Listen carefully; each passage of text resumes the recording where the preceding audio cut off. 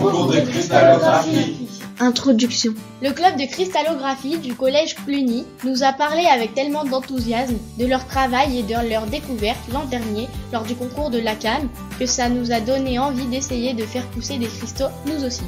On est 10 élèves du dispositif Ulysse. Gauthier, Gaëtan, Caïs, Océane, Sacha, Marine, Erwan, Geoffroy, Gaspard et Elisabeth. On aime manipuler et expérimenter, on est aussi très curieux. On a été accompagnés dans nos expérimentations par Madame Billon et Madame Filali qui sont nos AESH et par Madame Tachouer qui est notre enseignante.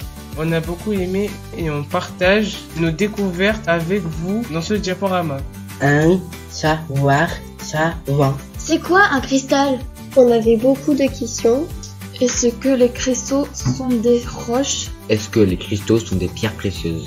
Est-ce que ça existe les cristaux de glace? On a fait des recherches en classe et visionné des vidéos documentaires et voici ce qu'on a appris.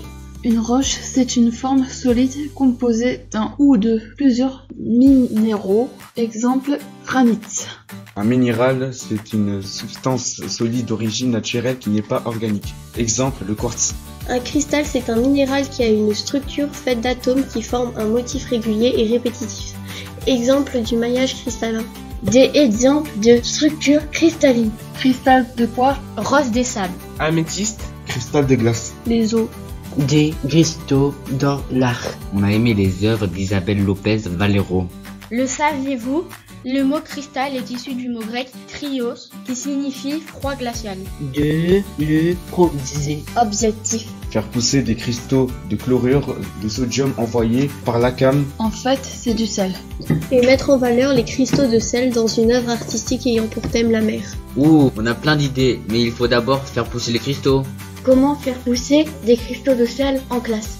Première idée retenue. Il faut utiliser la méthode des marais salants, vue en vidéo, et faire chauffer l'eau et laisser faire le temps. Ça va s'évaporer et on récupérera les cristaux. Deuxième idée, il faut saturer l'eau. Ça veut dire quoi déjà? Ah oui, c'est mettre tellement de sel qu'il ne peut plus se dissoudre.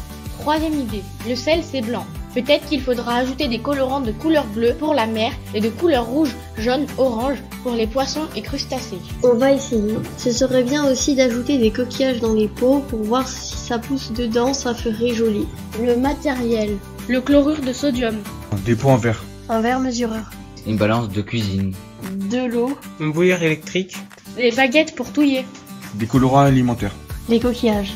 3. L'expérience. La démarche. On a fait des groupes de travail et on a choisi des quantités différentes de sel pour nos mélanges, en se basant sur les informations qu'on avait obtenues pour réussir à saturer l'eau en sel.